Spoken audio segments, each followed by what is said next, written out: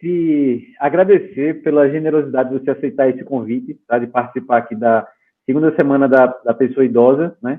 Essa semana que é iniciada, né, pelo dia 27 de setembro, que é o Dia Nacional da Pessoa Idosa, né? E até o dia 1º de outubro, que é o Dia Internacional da Pessoa Idosa, é um espaço de celebrar, né, uma vida, colhe os frutos, né, daquilo que se viveu. Eu acho uma fase da vida muito bonita, né? É a minha especialização, né, de profissional é trabalhar com o público adulto e idoso. Eu tenho essa inclinação natural e eu gosto muito dessa população também para tratar, né, fazer a minha prática aqui para essas pessoas, tá? Então, eu quero que você se apresente, Fábio, aqui para as pessoas que estão vendo essa conversa aqui, né, que eu estou tendo com você, e te agradecer já de antemão por essa conversa. Quem agradece sou eu, esse convite maravilhoso, né? Um profissional em excelência como você, que eu acompanho o seu trabalho e você vem realmente abrilhantando a nossa região com muita sabedoria e muito esforço. E eu sou Fábio Brainer, eu tenho formação tanto pedagógica quanto em letras, eu tenho 2 graduações, é pedagogia e letras, e mais 5 especializações. Tenho o curso de psicanálise, eu fiz, já sou psicanalista há um bom tempo, né, ligado à ASBEP, lá de Recife, e fiz pela SPOB, que foi a Sociedade Psicanalítica Ortodoxa do Brasil. Gosto muito de atuar e senti a necessidade de fazer uma especialização em psicologia e sexualidade. Foi quando realmente eu abracei a causa e atuo hoje no consultório, né, com essa especialidade em psicologia e sexualidade. Tenho mestrado em docência universitária. Atualmente estou participando da gestão de escola estadual, sou efetivo da rede estadual, e coordenador do curso de letras lá da FAFICA, trabalhando em mais 2 cursos. Eu dou aula em filosofia e letras. Tá certo? Essa é a minha formação, e no momento estou estudando neuropsicologia, que é outra área também que me encanta bastante, mas estou, digamos assim, engatinhando nesse processo. Eu comecei faz pouco a especialização, mas já estou encantado e pretendo dar seguimento, sem dúvida nenhuma. Uhum. Que maravilha, Fábio. Você é um acadêmico, né? Você é um cara que eu acompanho aqui, né, distante, timidamente, através das redes sociais, né? O teu engajamento, né, as suas colocações, as suas postagens, e sempre chamou a atenção, né, a forma como você trata esses assuntos, né, ligados à sexualidade, né? E eu achei muito interessante, né? Você está sendo a primeira entrevista que eu estou fazendo aqui para celebrar a Semana da Pessoa Idosa, justamente para a gente trazer um pouco, né, para as pessoas que estão acompanhando essa conversa aqui, né, que diferente do que o senso comum pode achar, né, um corpo que envelhece, um corpo que ganha idade, que contempla muitas primaveras também, é um corpo que, né, é um corpo que ama, é um corpo que sente atração também, né. Eu queria saber de você, Fábio, como é essa perspectiva, né, da sexualidade na terceira idade ou nessa fase de mais idade que a gente tem. Sim, interessante é observar que você sabe que pessoas com mais de 70 anos, né, é um fenômeno mundial. Então, nós temos muitos idosos no mundo. No Brasil, por exemplo, lá na década de 50, a população com 60 anos ou mais correspondia a apenas 4,4% dos brasileiros. Veja, nós estamos em 2020 e já ultrapassamos os 14%. Imagine isso daqui a 30, daqui a 40, a 50 anos, com toda a perspectiva de vida, com toda a evolução científica também, que contribui bastante. Então, nós temos um público significativo que merece total atenção. Esse cuidado que você tem, eu acho fantástico, porque é um público bem esquecido. Você está entendendo? A gente dá uma importância muito grande ali no desenvolvimento da infância e adolescência, e depois traz como foco o mundo adulto, porque é muito rentável nesse sentido, é muito produtivo, e esquece que isso se estende à velhice.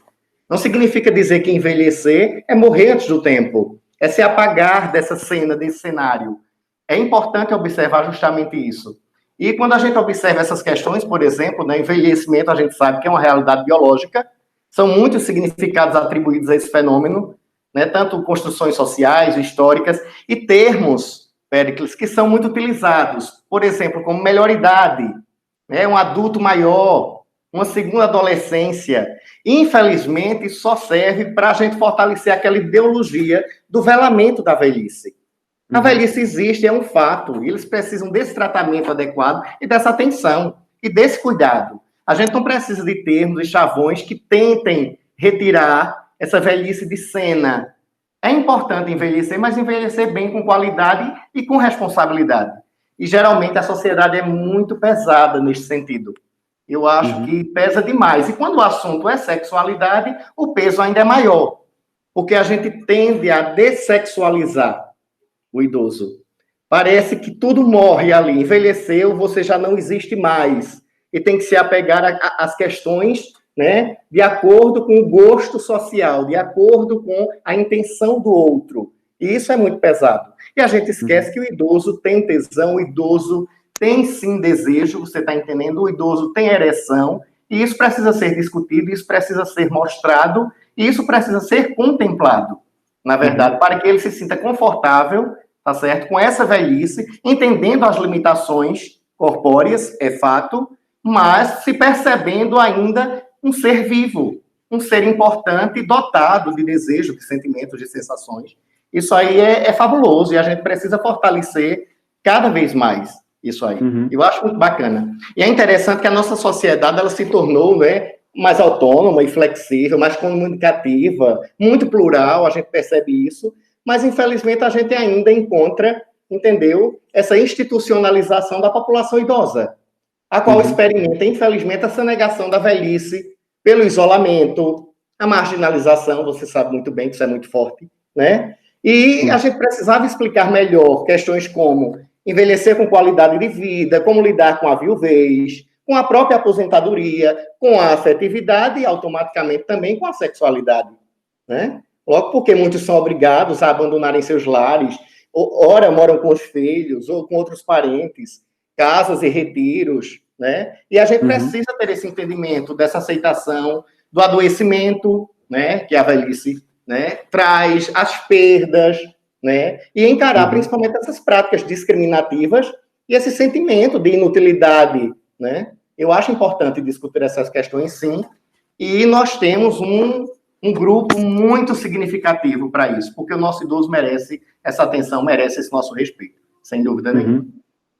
Sim, Fábio, é muito interessante a luz que você joga nesse assunto, porque realmente a ideia da gente colocar, né, o idoso como o protagonista da sua vida, né, é uma coisa que parece que tende a não ser tão natural assim na nossa sociedade. Você falou pontos aqui que eu achei muito interessante, né?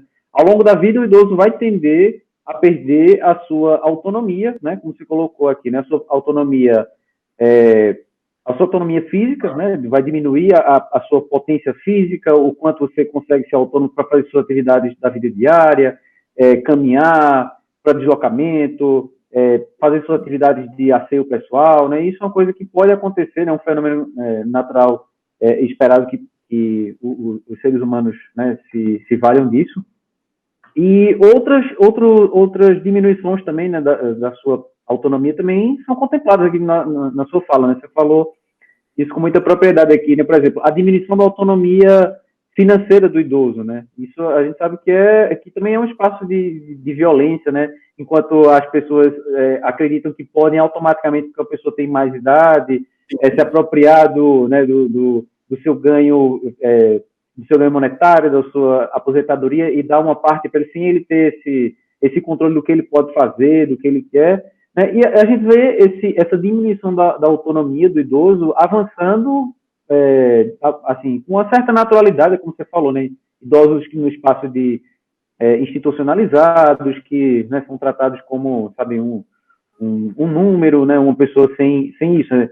Sua autonomia emocional é diminuída, né? É castrada, a pessoa não tem esse espaço para se relacionar, né, num nível mais, como é que posso dizer, mais afetivo mesmo, né, com as pessoas, e de repente ter essa dimensão da vida negada, que é o seu amor romântico, a sua expressão da sua sexualidade também, né? Isso é uma coisa que... A sua particularidade, né, Péricles? Exato. A violada, né? Concordo contigo. Isso parece que é uma coisa que é natural, né, do mundo adulto jovem, colocar isso como uma regra. Tudo bem, ele já viveu aquilo que era dele e agora ele vai... Não, cara, ele ainda tem muito o que viver. Eu gosto muito de pensar que a gente vai vivendo, né, e a gente vai sendo apresentado pela vida a novas regras, né?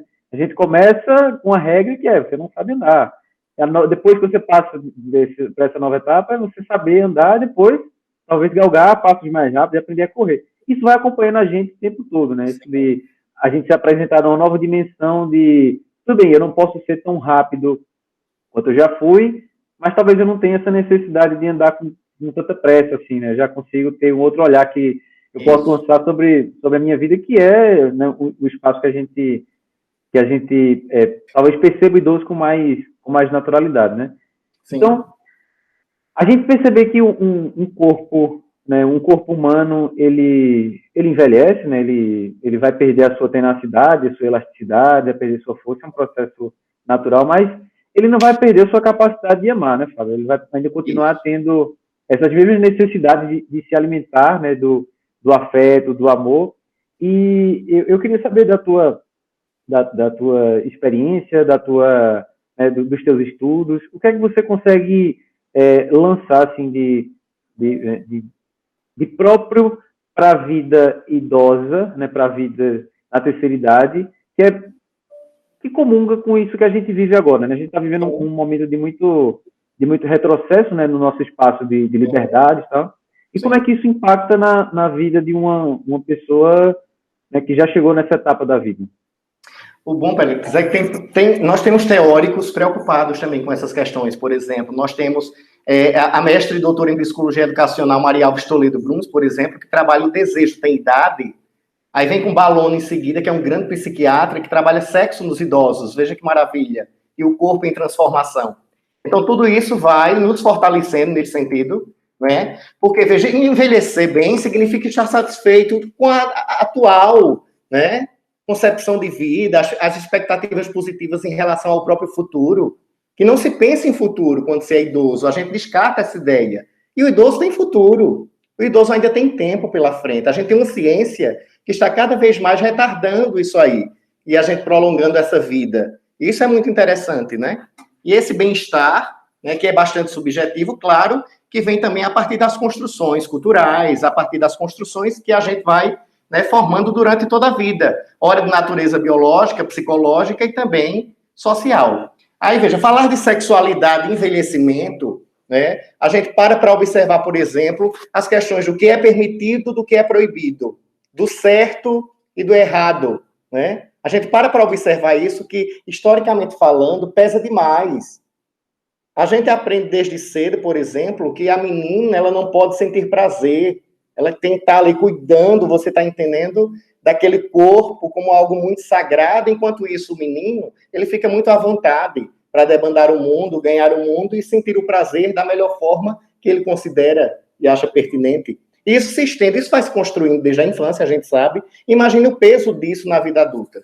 Quantas mulheres não chegam à velhice, por exemplo, e desconhecem o prazer, né? Ou então negam o prazer a partir dessa vivência. Isso é muito sério. E são muitos os grupos que procuram o companheirismo, a intimidade, essa cooperação, essa vivência de afetividade, né? E a maturidade tende a aproximar cada vez mais isso, porque desvincula literalmente sexo de reprodução. Então você amadurece, você se fortalece, dependendo de como você lida com essas questões, dependendo de como a sua cabeça funciona, né? E como foi sua vivência, você vai ter ali uma liberdade, inclusive, maior para vivenciar o prazer, né? Que já está distante da concepção de construção familiar. Eu tenho agora que cuidar dos filhos, eu tenho agora que não tenho mais que. Eu tenho que me ver, eu preciso me enxergar e eu preciso me observar. Aquilo que é interessante para mim. Por isso que muitos surpreendem, outros ficam mais acuados, se fecham e adoecem, porque, claro, o corpo somatiza literalmente todos esses traumas, tabus, né? Essa ideia de que eu estou ali vedando algo que está preso em mim, que deveria sair. Enquanto isso, outros têm uma liberdade maior. A gente percebe muito isso na velhice. Que agora eu quero viver, agora eu quero aproveitar, eu quero amar, eu quero poder ser eu mesmo, eu mesma. Isso é muito forte. Então, essa crença, Trindade é um teórico interessante, que diz que a crença de que sexo estaria, de um modo ou outro, vinculado à reprodução, né, norteia as dificuldades e medos que muitos possuem em relação à sexualidade. E isso conta demais quando o assunto é velhice, né? Porque essas normas, esses valores são introjetados e impõem essa autocensura. E isso dificulta demais. Vem a questão biológica, claro, que a gente vai perdendo libido, a gente vai perdendo desejo, mas não significa dizer que a gente seca isso em nós, em nossa vida. Não é secar, a gente vai perdendo aos poucos. É algo gradativo. Não é algo que se encerra a partir de uma idade. Eu completei 60, fechei um ciclo e acabou. Entendeu? Isso perdura. E se for trabalhado, e principalmente psicologicamente falando, se isso for bem trabalhado, dá para você seguir bem, sentindo prazer, até o dia realmente de nos abandonar aqui, né, de nos deixar, mais ou menos isso, né? Então, essa repressão sexual é muito forte. E a velhice escancara muito isso, né? Porque essa repressão sexual, né, são valores embutidos ali pela família, pela própria instituição escolar, pela religião, que pesa demais também. Dá a entender que todo idoso agora ele só tem que se voltar para as questões espirituais. Você está entendendo? Ele precisa esquecer o corpo e já lançar a escadinha ali, né? Como se tivesse, eu já estou com um pé, entendeu? No outro plano e preciso já ir colocando outro aos poucos e me adequando a essa nova realidade, né? E a gente esquece de falar sobre erotismo, sobre prazer, né? Sobre essas questões que estão presentes. O desejo existe, a excitação existe. E não poder falar sobre isso, não poder explorar isso, é muito pesado. É violento demais. Entendeu? Concordo contigo, Fábio. Concordo contigo. Você falou uma coisa que me acendeu aqui uma perspectiva muito interessante, porque isso que você falou, né, da sexualidade, da experiência, né, ser construída ao longo da vida inteira, né, isso é uma informação muito poderosa, porque a gente, né, consegue identificar, né, que, como você falou, todos esses fatores aqui, né, que pensando na menina que está se descobrindo mulher, que está se descobrindo, né, um sujeito de prazeres, né, e tem em todas essas dimensões, né, que a gente está citando aqui, talvez um espaço em potencial de cerceamento desse prazer, né, na instituição religiosa, na instituição familiar, escolar, tal. E não necessariamente porque a pessoa, né, a mulher, nesse exemplo aqui que a gente está contextualizando, ganha mais idade, ela automaticamente vai ganhar, né, esse conhecimento, né, de si próprio, do seu prazer. Então, se isso não for bem trabalhado, como você bem falou aqui, né, a chance dela passar uma vida inteira e não desfrutar, né, do seu próprio prazer é muito grande, porque a família reforça isso, a ideia da instituição religiosa também pode reforçar isso, né, e ela pode passar uma vida inteira tendo essa experiência muito empobrecida, acho que eu posso dizer isso, né, com a sua sexualidade, né. Eu lembro que eu li há um tempo atrás um artigo no jornal É o País, pegando o relato de uma senhora já, né, uma idosa já de mais de 80 anos,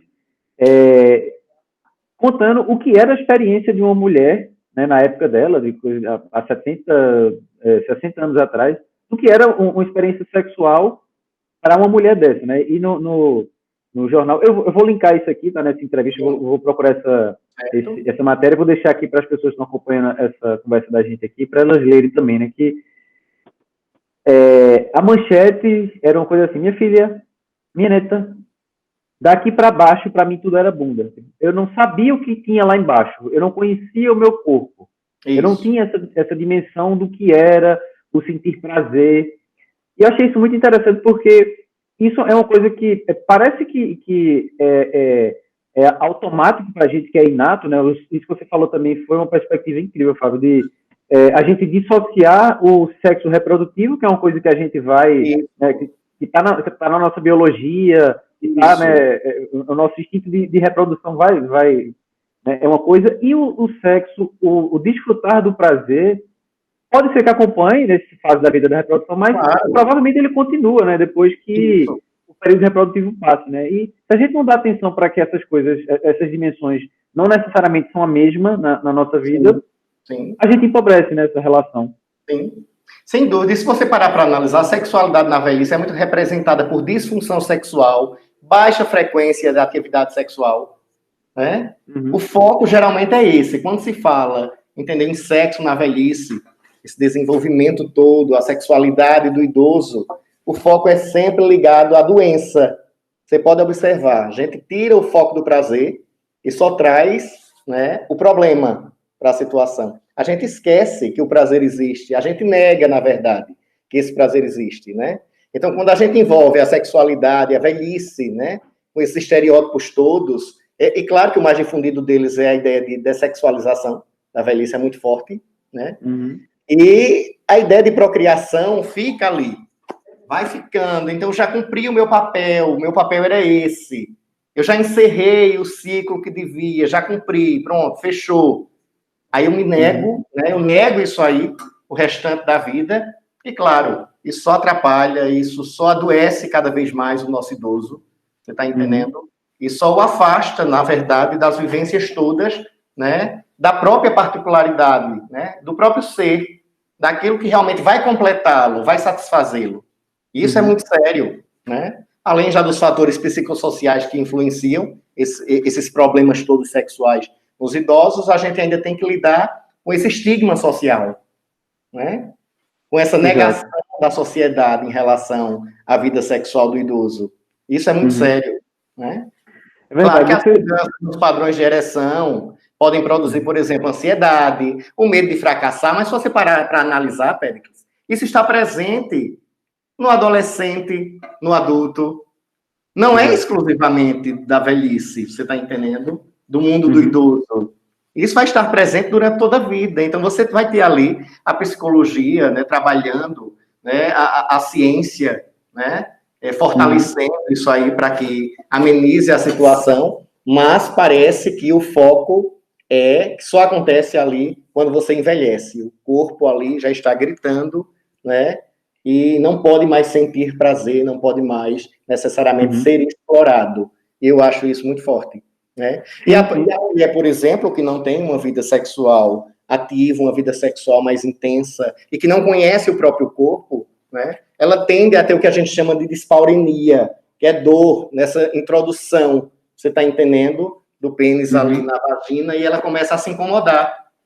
Porque muitas, inclusive, durante toda uma vida, elas não passaram, na verdade, de depósito de espermas. Isso é muito sério. O homem não tinha a preocupação em satisfazê-la. O cuidado, porque isso é mais que uma penetração. Sexo é mais que penetração, e a gente sabe disso. É ali, digamos, a culminância, é o fechamento de uma atividade, né? uma conclusão, um encerramento. E o idoso, ele sente muito isso, porque falta justamente a carícia, falta justamente a preliminar, que pode ali provocar outras sensações, inclusive satisfazer, sem necessariamente a penetração, né, fazer parte do conflito. Né? Isso, na velhice, é importante de ser discutido, para ser discutido, e precisa ser trabalhado, sem dúvida nenhuma, porque existem muitas formas de sentir prazer.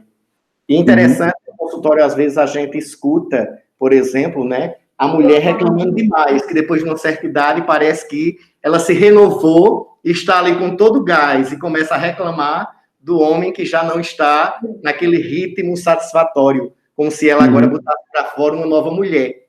Né? Claro, ela já vinha construindo isso em cima dos tabus, em cima justamente dos probleminhas enfrentados socialmente durante toda uma vida, né? E na ambientação familiar. Claro que isso um dia iria explodir de alguma forma.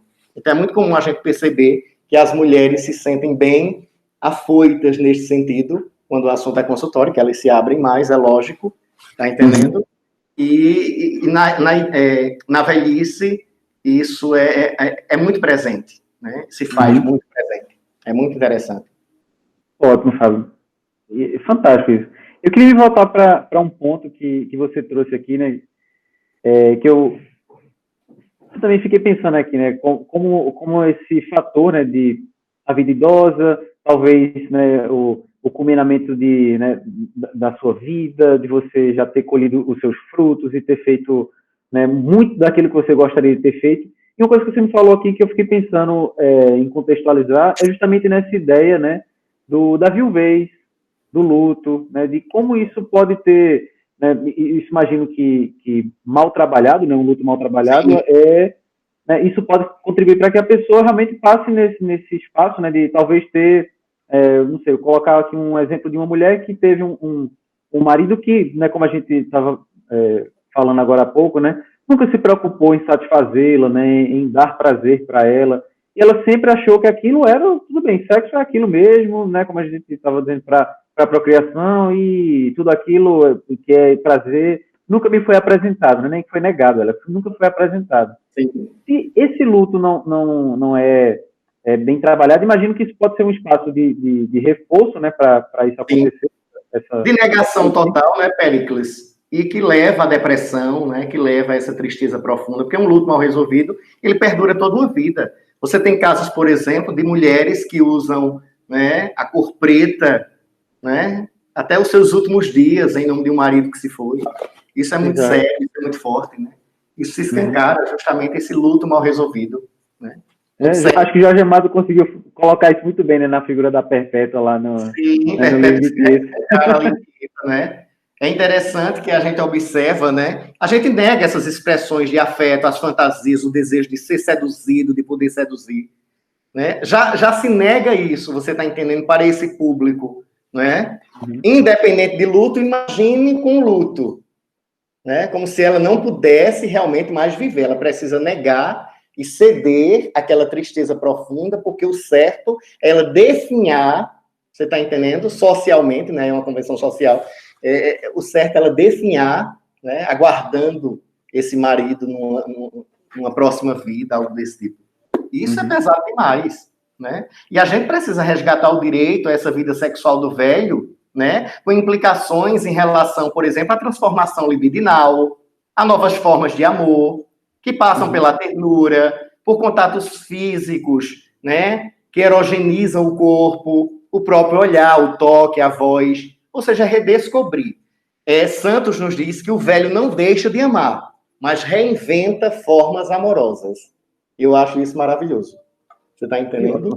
E a gente precisa fortalecer essa reinvenção, ceder os espaços, né? Convidar esses psicólogos, psicanalistas, urologistas, ginecologistas, para que tenham esse olhar mais atento, né? E mais, digamos assim, um olhar mais ameno neste sentido. Você está entendendo? Né? De observar essas situações, de observar essa idade com esse potencial, para que a gente possa oferecer esse prazer da melhor forma possível, respeitando, claro, as particularidades de cada indivíduo. Vai ter um indivíduo que vai querer se trabalhar, vai ter aquele outro que não. Quem está vivendo seu luto mal resolvido, claro, não vai sair, infelizmente, desse ciclo vicioso, né, da negação, né, do desprazer. E isso é muito sério, e isso é muito forte. Verdade, Fábio. Eu queria abordar contigo mais um tema que, né, eu imagino que no tempo que a gente está falando hoje, né, essa entrevista está sendo gravada aqui, né, em 2020, tá? Sim.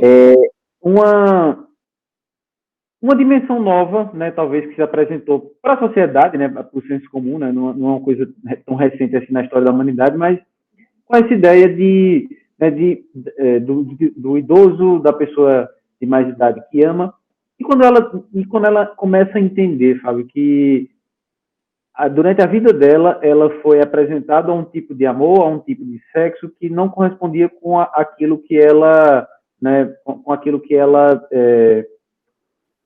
era, né? Quando uma pessoa idosa começa a entender que, de fato, ela tem atração, sente atração sexual por uma pessoa do mesmo sexo, tá? Eu queria contextualizar isso justamente com esse senso comum que a gente tem, né? Que o idoso é o momento de se conformar, né? De ficar um pouco, né, dentro daquelas rédeas que estão pré-estabelecidas e dar continuidade à sua vida né, como se fosse uma coisa estanque, né? Como se a vida não fosse fluxo, né? Como se ela não se renovasse, principalmente na idade, na terceira idade, né? Na idade mais avançada. Como é que funciona, Fábio, para uma pessoa que já ganhou mais idade e descobre que ela é homossexual, por exemplo? Na verdade, esse desejo, né, já se faz presente ali, bem internalizado. Só que ele vai sendo velado, né, outras questões vão surgindo, o medo, né, de se revelar, o medo de como a família vai receber essa informação, vai lidar com essa situação. Tudo isso contribui, né, porque você tem o homossexual que envelhece, que sempre foi ali homossexual, tal, e isso, né, é um detalhe, e aquele outro que se revela, foi casado, tem seus filhos, né, e depois é que aparece nesse contexto. Não significa dizer que isso surgiu do dia para a noite. Como eu te disse, esse desejo já estava ali bem internalizado, e foi algo que ele percebeu mais à frente, né, pronto para enfrentar a própria situação, para romper justamente com essas barreiras e essa convenção social, né? E muitas famílias se adequam à nova realidade e outras se assustam e se afastam. É um conflito muito grande. Você está entendendo, Péricles? Isso é muito sério. Então, nem todos, né, desenvolvem aí essa capacidade, você está entendendo, de enfrentamento. O desejo, às vezes, está ali velado, e como ele se revela, socialmente falando, nos guetos, às escondidas, nas saunas da vida, nos encontros mais escusos, digamos assim. Isso é muito forte.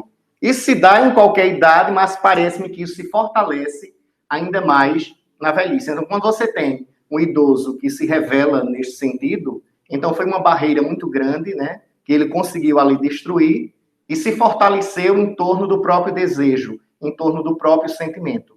Isso é muito sério, né? E em seguida nós temos casos mais complexos, por exemplo, quando se trata da questão trans, né? Um idoso transexual, isso é possível? Nós temos casos, né? Se você parar para observar e fizer pesquisa aí, tem casos internacionais, temos casos brasileiros. Laerte. Né? Eu estava pensando nesse caso aqui. Na hora você imagina, né? O caso de Laerte ganhou uma repercussão mundial, né? Que aos 57 anos ele decidiu que se vestiria apenas de mulher e só frequentaria os banheiros femininos, né? Então, ele se assume ali num contexto de enfrentamento muito grande, entendeu? Mas já há uma liberdade, já há, né, digamos assim, que a luz já se acende para contemplar, né, essas figuras, para contemplar esses desejos. A gente já percebe que há estudos, já há uma abertura maior. Os enfrentamentos são muitos ainda, mas eu acho que o mais importante é respeitar a particularidade de cada indivíduo. Não há nada mais importante que isso. Você está entendendo? Que o outro possa ser ele mesmo, independente de idade, independente de qualquer coisa, né? E isso é que é importante e a gente precisa se apegar a esse detalhe. Christine Drummond é uma psicanalista que nos diz que mesmo sendo mais velhos, né, eles encontraram uma chance, na verdade, de assumir essa sexualidade.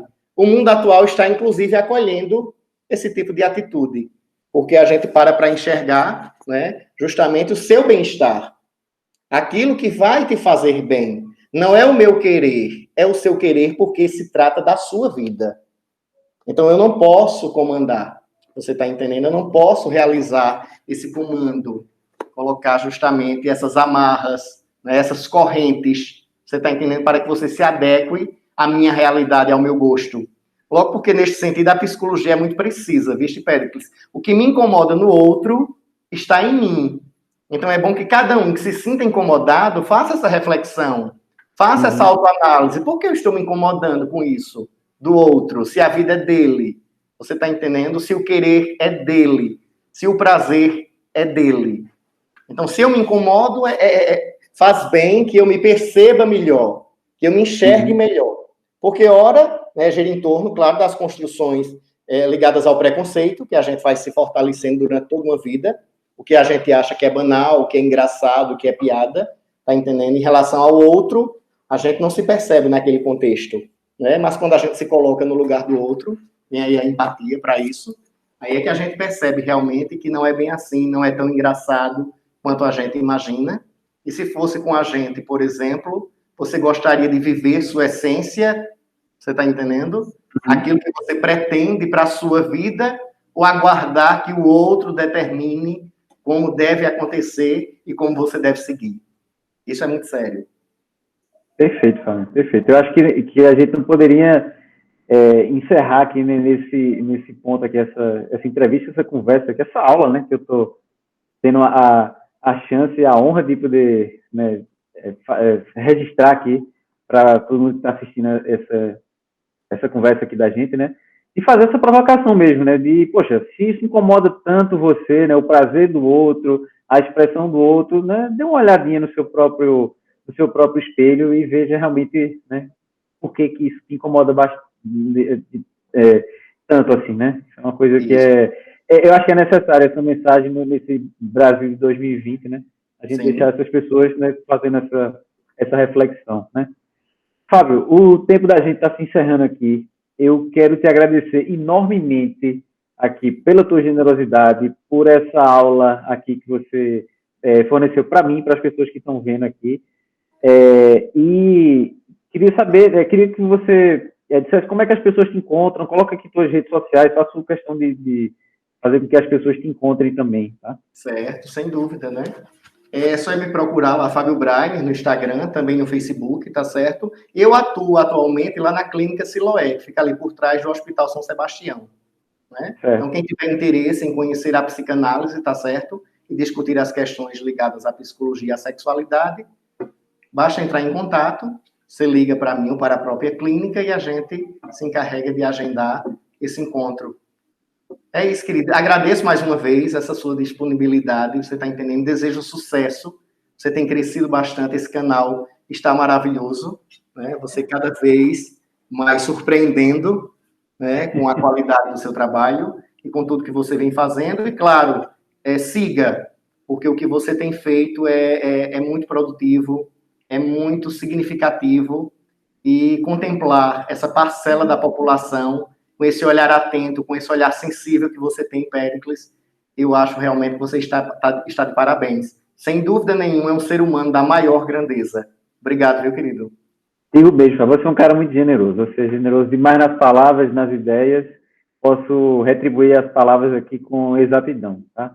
Te agradeço demais por esse encontro virtual aqui, né? É o modo que a gente tem para encontrar com as pessoas aqui, né? Me sinto virtualmente e também pessoalmente aqui, contemplado e abraçado aqui, né? Estendo isso para você que está assistindo a gente e a Fábio aqui que nos brindou com essa conversa tão enriquecedora. Ok, tá bom? querido. Tá obrigado, bom, então. Fábio. Obrigado, viu? E fico aqui o convite para você participar mais vezes aqui, tá? Tá bom, se você quiser, ser muito bem-vindo. Quem sabe, brevemente discutiremos outras questões ligadas à sexualidade, sem dúvida nenhuma. Valeu, querido. Muito obrigado.